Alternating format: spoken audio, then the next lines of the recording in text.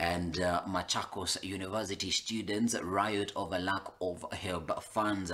Now, learning activities at Machakos University were disrupted Thursday morning after students staged a protest to demand the immediate release of funds from the government. Now, a heavy contingent of police officers was deployed at the learning institution to disperse the students who engaged them in running battles. Now, the students told of their suffering similar to that of thousands of vulnerable students or first-year students who are yet to receive scholarships and loans from the government under the new funding model 2 months since they reported to the institutions of learning. Here are the running escapades in Machakos town. They promised to give them some upkeep and some loan when they are joining the school, but up to now they have not received the money. I want to state unequivocally, without any fear of violence, without any fear of contradiction, without any fear of prejudice, that this government does not value education. Why does it take them too long to release help to our various students? Why? Where are these funds? They have not registered units since they have not paid their fees. The government promised them to join campus. Then there will be capitation after 2 weeks. It's now 3 months. These comrades are sleeping hungry. A hungry comrade cannot study. A hungry comrade cannot go to class. We therefore request the government to release the funds with immediate effect. Failure for help to be released in the next 24 minutes. We are continuing with demonstrations. Saa hii nilifika kwa poto kufungua. Nikapata nimepakisha deni ya 102,000. Nilikuwa nimelipa total ningekaa nilipe 122,628. Sasa kama mtu kama mimi niko na single parent na ni mama tu. Sasa anatoa wapi pesa na anauza mananasi, watermelon. Sasa anatoa wapi pesa za kulipa 1,102? I wish to take this opportunity to assure universities, students and their parents of the government's commitment to foster a conducive and enabling academic environment by playing its part in providing the required funding. Universities and households must also play their part to facilitate their students. Wengi wetu wataenda kuumia na wengi wetu wataenda kuacha shule. Hatujui sasa tuenda kukaa wapi. Na tukiacha shule tunaenda wapi? From that story now to King Charles and Queen Camilla visit Mutongwe Naval Base. Now, Kenya's first Marine Commando unit was the show stopper as the royal tour of the country entered its day 3. And the King and his Queen were treated to the prowess of the team trained by the British Marines as part of the military collaboration between the two countries. Now, the royals later visited several conservation projects along the coastal shoreline. Here are the Queen and King in Mombasa.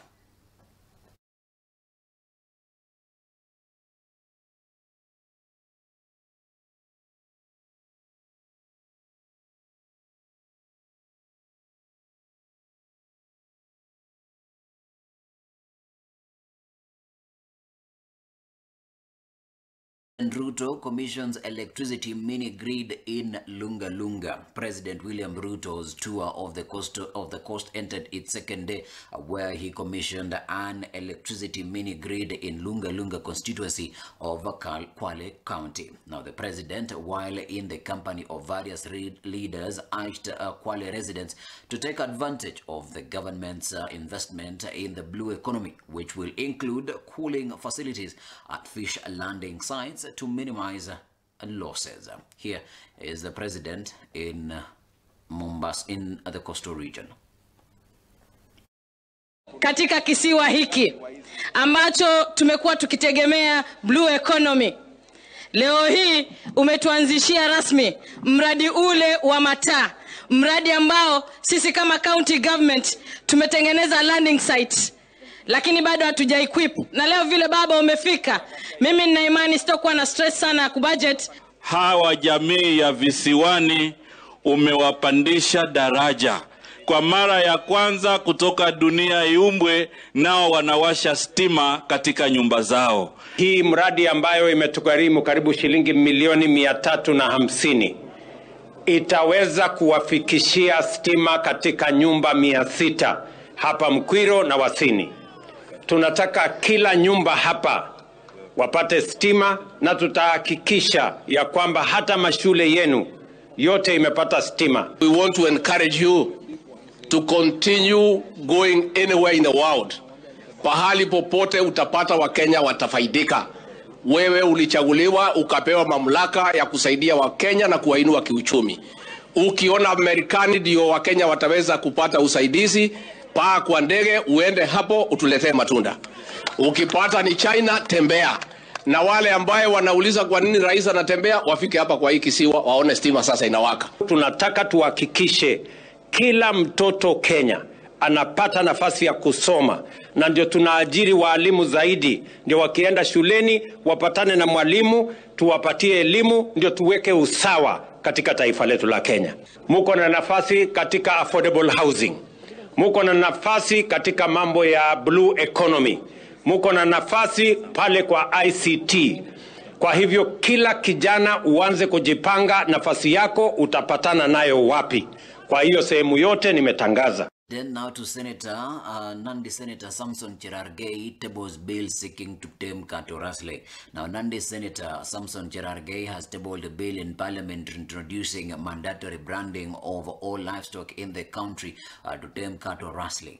Now, the bill is proposing life imprisonment as a penalty for those who use violence to cause harm while stealing livestock. Now, this is Interior CS Professor Kithure Kindiki held a security meeting in Laikipia and warned that more politicians will be questioned in connection with the resurgence of banditry in the north. Here is the full story.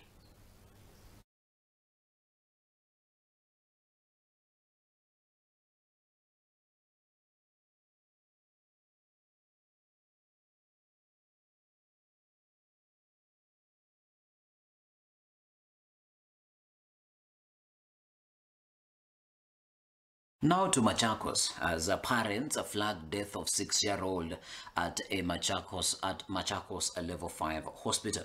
Now a family in Machakos is calling for a thorough investigation into the conduct of staff at the Machakos level 5 hospital after their 6-year-old son died in what they term unexplained circumstances.